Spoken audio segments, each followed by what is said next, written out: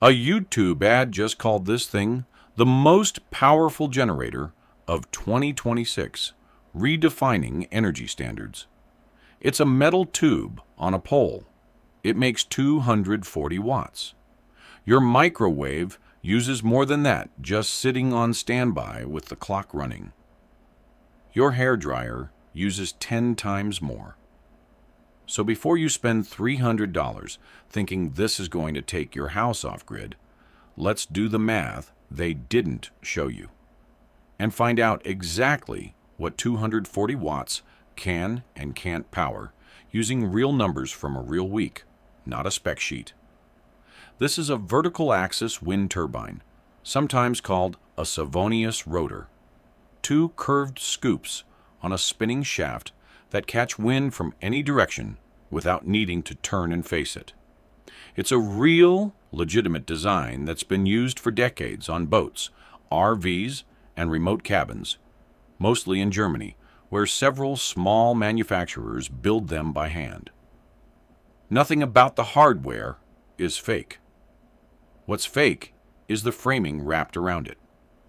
The specs, when you actually read past the headline number, say 50 watts at a moderate breeze, climbing to 240 watts only in strong, sustained wind.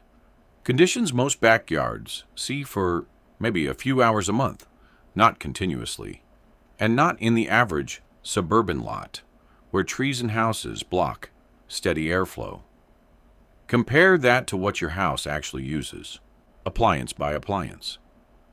A central air conditioner alone draws around 3,000 watts while running. An electric water heater draws closer to 4,000. Even a hair dryer, something you'd never think of as power hungry, pulls 1,500 watts, more than 6 times this turbine's absolute best case output. And that's before you account for the fact that best case almost never happens. A refrigerator, by comparison, is one of the few household items actually in this turbine's weight class, drawing somewhere between 100 and 200 watts while its compressor is running. So when a title says redefining energy standards, what it's actually redefining, on a good day, is your ability to charge a phone or run a couple of LED bulbs while the wind happens to be cooperating. Here's the exact playbook these videos use, and once you see it, you genuinely can't unsee it. First, quote the maximum possible output under perfect, ideal conditions, not the realistic average a real household would see. Second, use words like unlimited, free, or independence, sitting right next to a number that's actually small. The emotional weight of the word does the work the number can't. Third, and this is the most important one, never show that number next to anything you'd personally recognize.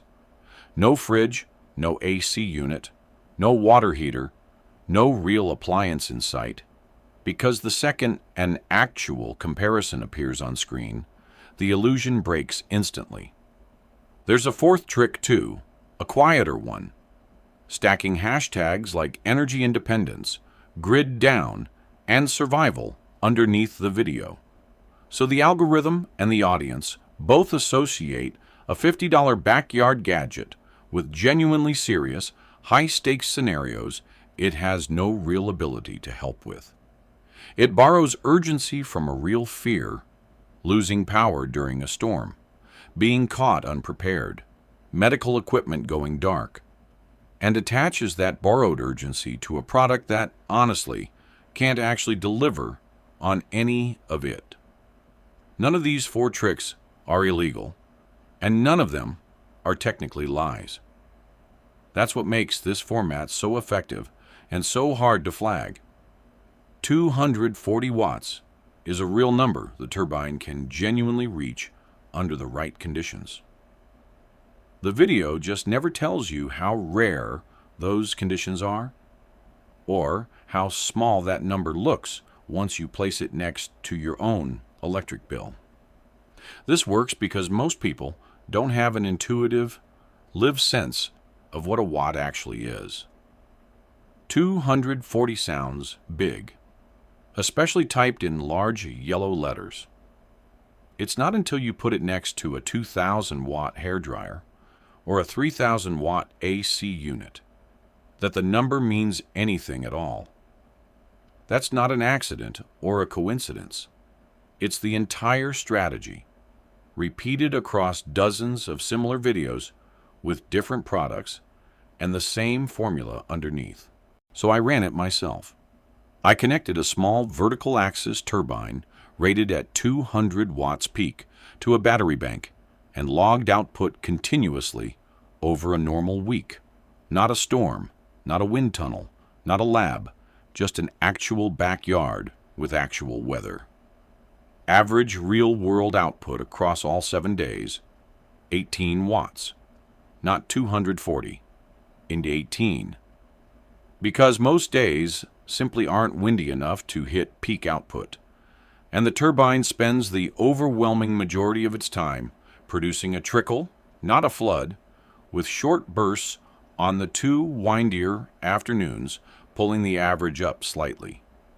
18 watts run continuously for 24 hours gives you roughly 430 watt-hours a day. Translated into real life, that's enough to charge a phone about 6 times over, run a handful of LED bulbs for the evening, or keep a small desk fan going through an afternoon. It will not run a fridge on its own. It will not run a Wi-Fi router and a fridge together for more than a couple of hours before the battery bank is empty. It is nowhere close to redefining energy standards. In practical terms, it's a slow phone charger with a pole, a battery, and a permit question attached, not a generator in any meaningful sense of the word, and the cost math makes it even clearer. At around $300 for the turbine, plus a basic battery and charge controller, and 430 watt-hours a day, you're looking at well over a decade to generate enough electricity to be worth what you paid for the hardware, assuming nothing ever needs replacing, which for a spinning outdoor mechanism in weather, it will. To be fair to the hardware itself, because this is where I try to be honest in both directions. As a trickle charger for a cabin battery, a boat, or a backup system that already has a stronger primary power source, this is a genuinely useful, well-built product, doing exactly the modest job it was designed for. The hardware isn't the problem. Here, the claim wrapped around it is, if you're buying this expecting a meaningful dent in your power bill, or real backup power during an outage, you will be disappointed. That's simply not what 240 peak watts, averaging closer to 15 or 20 watts in real backyard conditions, is capable of doing, no matter how the title is worded. But if you're buying it for what it actually honestly is, a small supplemental trickle charger for a cabin, a boat, or an off-grid battery bank that already has a bigger primary power source doing the real work, it does that specific, modest job just fine. And the engineering underneath the marketing is genuinely solid. The lesson here isn't don't buy small wind turbines, and it isn't every energy channel is lying to you. It's narrower and more useful than that. Whenever a title uses a big, vague word like unlimited, free, or independence, sitting right next to a number, stop for 5 seconds and ask what that number actually equals in something you already use every day. A fridge, a hairdryer, a phone charger. Peak output claims are marketing, built to be technically true while being practically misleading. Average real-world output is the truth. Once you get in the habit of asking for that second number, before you believe the first one. You'll stop falling for this exact video format, regardless of which channel or which product it shows up wrapped around next. If you want a quick reference for this, here's the simple rule to keep in your back pocket next time. One of these ads shows up in your feed. Look for the word peak or up to near the big number. If it's there or missing entirely, assume the real average is a fraction of what's advertised, usually somewhere between 5 and 10% of the claimed maximum. Next, I'm running the same real-world test on a portable solar panel that claims 350% more efficient. Same trick, different product, same 15-second gap between the ad and the truth. Subscribe if you want the real numbers before you spend $1 on the next viral energy gadget.